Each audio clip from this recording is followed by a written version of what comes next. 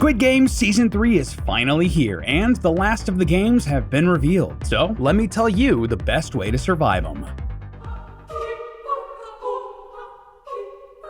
Hello Internet, welcome to Film Theory, the show that has all three keys to the exit. And what's behind that door? Well, would you look at that? It's the subscribe button. So, Squid Game is back, and to be honest, I was a bit surprised with how Season 3 panned out. No spoilers, but I thought the ending was both very satisfying on a character level and set up the future of the franchise well, especially if they insist on doing that American spin-off. Go check out our recent theory, seeing what games they should do in that one, by the way. Anyway, one thing that was a bit of a surprise for me in Season 3, though, was the games. Honestly, the focus of the show ended up being on the character drama, which was a good choice from a storytelling perspective, but for us here in our survival guide, I was worried that there wouldn't actually be enough here for a full episode. It ended up just squeaking by, but that's why this one is a little shorter. Don't fret, we do have a special extra long project coming out soon to make up for it though. Anyway, you all know what we're here to do. You've signed up for the Squid Game to hopefully earn a life-changing amount of money. All you have to do, beat some deadly versions of childhood classic games. So what's the best strategies to use here? Well, let's dive into it, friends. Here's how to give yourself the best chances to survive Squid Game Season 3. The first game they play in Season 3 is a sort of variant on hide and seek, which I've seen called Keys and Knives. Here, the remaining players are split into two teams. The blue team, who are the hiders, and the red team, who are the seekers, and then taken into a large maze-like arena. The hiders are given keys that unlock new parts of the arena and must avoid the seekers for 30 minutes. Alternatively, if they find the exit, they can then safely leave the arena. Meanwhile, the seekers must find the hiders throughout the arena and kill them within that 30-minute time limit. They're given knives to do this, but they don't have to use them. If a seeker does not kill a hider during the game, they cannot win and are eliminated. Hiders are then given 2 minutes to find a hiding spot before the seekers are then let loose. Okay, so let's start out with some basic strategies for hide and seek first. Starting off, you're gonna want to try and find some unconventional places to hide, places that you wouldn't expect people to actually look. Honestly, that is gonna be a little difficult in this setup since there aren't a ton of nooks and crannies to really sneak into. Daeho did have a great idea to hide behind an open door into a stairwell, and honestly, this was brilliant. The only reason it didn't work was because Gi-hun was following his blood trail and noticed it disappear. But if you can find something similar and can fit behind that door, you should go for it. You may also want to try hiding behind a door inside one of the little offshoot rooms. If a seeker is quickly running by and just glancing into the room looking for someone, they may not even see you. But if they do come inside, well, if you're prepared, you can surprise attack them with the door and hopefully take them out or get a hold of their weapon. Additionally, if you're hiding in a room with a closed door, listen carefully for people passing by and do not open the doors at all. Most seekers are going to be making a lot of noise as they run about, so you should be able to hear their footsteps. But likewise, the seekers are probably laser focused and trained on seeing any movement or hearing the noise of any of the doors closing. You don't want to give them any excuse to try and find out where you are. Also, if you're found and being chased by a seeker, try to take as many turns as possible to break sight lines and put as many walls between you and them as you can. And if worse comes to worse, just like we see player 100 do in the show, you can try to play dead next to someone less fortunate than you. To be clear, that is a risk though. If a seeker was paying attention to the numbers being called as they were eliminated, they may recognize that you're faking it and take you out. Oh, and another thing, something that just really annoyed me while I was watching this season, for the love of God, do not leave doors open behind you. No, you can't lock the doors again, obviously, but if you don't close them, a seeker will know that someone's been through this way and try to follow you. It's better to have them waste as much time as possible and try to open as many doors as possible. But another strategy that the hiders maybe should have considered, sticking together. Yeah, this is actually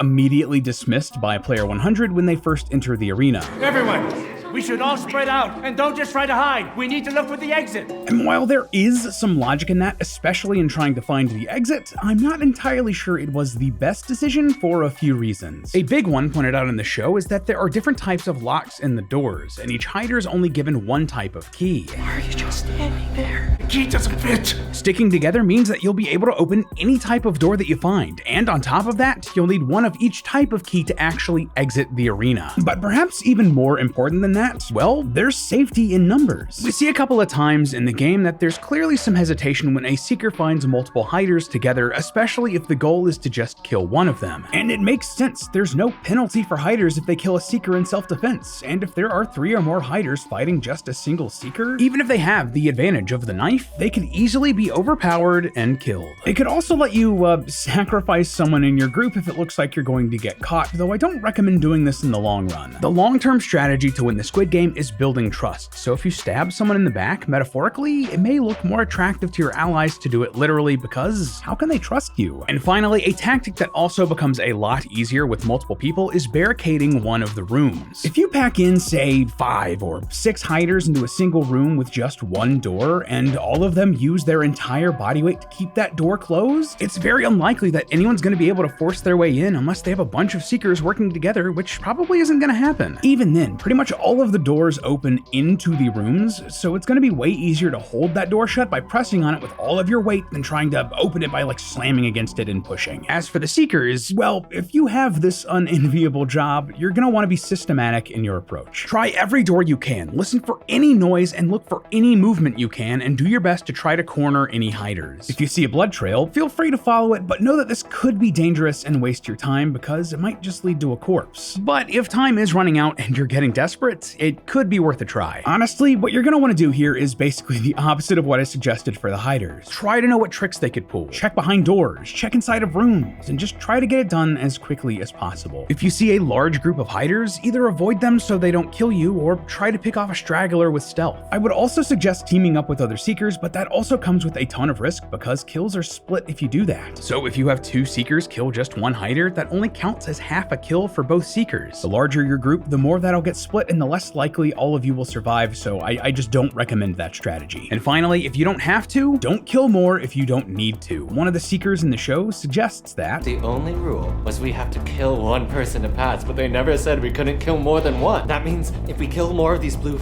there won't be enough of them left for all of the red ones to murder. Basically, he wants to inflate their winnings because the prize money goes up by 2 for every hider killed by a seeker who has already won. I get the logic here. The long-term strategy is eliminating the competition for future games, but the big flaw here is that you don't know what that future game is going to be. So this is a massive risk that could get you a ton of enemies on top of just being morally reprehensible. I just don't recommend doing it. All right, with hide and seek out of the way, next up we got jump rope, but this isn't the schoolyard version of the game. No, instead of a thin little string you have to jump over, it's a massive, solid pipe being swung by 2 robots. And you have to cross a bridge while jumping over the rope or else fall into a pit hundreds of feet deep. And worst of all, you only have 20 minutes to do this. Now, I'm gonna be honest here, loyal theorists, the strategy here is very, very simple. There just isn't a big secret. This is a game of rhythm, and you absolutely can take some time to practice. Yes, the rope will start swinging faster and faster as time ticks down, as we see in the show, but you can take a couple of minutes to get into the rhythm of the jumps that you'll need. Once you have that down, take your time and cross the bridge. Only take a couple of steps forward with each revolution and give yourself plenty of time to prepare to jump. Yeah, if you try to run quickly across the bridge, there's a good chance that you're gonna mess up your rhythm or lose balance after a jump, so just don't do that. Oh, and speaking of, you'll want to be staying on both legs instead of crawling like we see the first player do in the show. Basically, the least amount of time, energy, and movement you can exert while jumping over the rope, the better. And on top of that, there's also a gap in the middle of the bridge that's gonna prevent you from trying to crawl under the rope if you're small enough to do that, so just don't do that. Oh, and speaking of that gap, you'll want some momentum for that jump, so when you get there, make sure that you're already moving forward to let yourself cross. And just another note here, but if you get across and then dedicate your remaining time to making other players fail, just like we see one player do in the show, that's a bad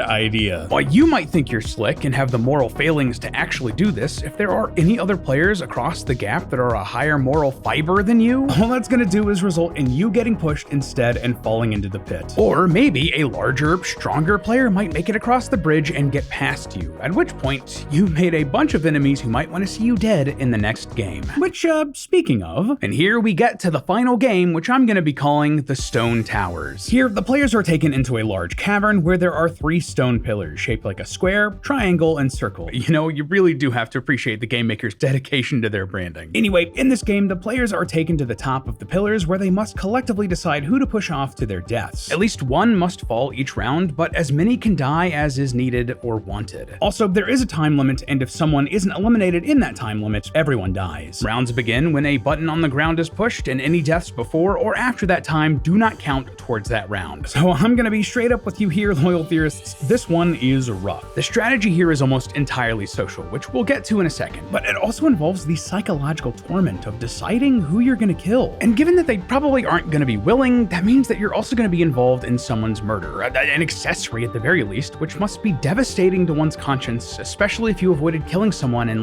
hide and seek or whatever. But okay, with all that in mind, and I can't believe I'm about to say this, what should our strategy be here? How should you approach this if you want the best chances of survival? Well, first off, there is a pole on each platform, which were put there to put distance between the players chosen to die and the rest of the players on the platform. Basically, you can use the pole to push them off while also maintaining most of your safety. So right off the bat, you should absolutely go for this pole as soon as you can, giving yourself a bit of a position of power and authority within the group. In the worst case, you can use it as a weapon of self-defense, and depending on how each round goes, there's nothing saying you can't bring it with you to the next platform if the pole doesn't fall with the selected player at the end of each round. Additionally, if you want the best chances of survival here, well, I don't condone it, but use the element of surprise. As soon as a round starts, people will be expecting a discussion about what they're going to do, or at the very least, some hesitation about who's actually going to be the murderer. You know what they won't be expecting? An immediate attack. If you take the initiative, and if you're an awful enough person, you can pretty much immediately eliminate the selected player by either pushing them or hitting them before they have any time to prepare. Alternatively, you can also use one person to distract the selected player and another person surprise them from the side or behind, or hey, I mean, you could just gang up on them. That has a lot of potential to go wrong like we see in the actual series. But honestly, all of that is really dark, and I think that this game is really the culmination of a lot of what we've talked about in this survival series. We've said this multiple times throughout the entirety of our survival guides here, but the Squid Game is not a zero-sum game. There can and probably should be more than one winner. So if you want the best strategy for stone towers, truly, honestly, it's to not be a terrible person. If you have been a good person in the games, if you've made alliances, helped others throughout the entire experience, you're going to have a lot of people on your side, in your corner, who probably don't want you to die. People who can and will protect you as long as you protect them. This is actually why we see most of the players in this game die. They had no trust for one another, and their alliance ended up collapsing, even in little ways, which ended up with all of them dead. If there's anything that these survival guides have taught me while putting them together, it's that the real themes of this show, that humans are not cattle, that every life is precious, and that people are fundamentally good at their core, that right there is the real strategy for winning. Respect life, respect other people, and you'll have the best chance to come out on top. Or again, you could just not play. But hey, that's just a theory. A film theory. And cut. Up next on Film Theory, they're making an American Squid Game, but is that really the best choice? Which country would have the deadliest Squid Game, and can we design those games for them? Let's find out.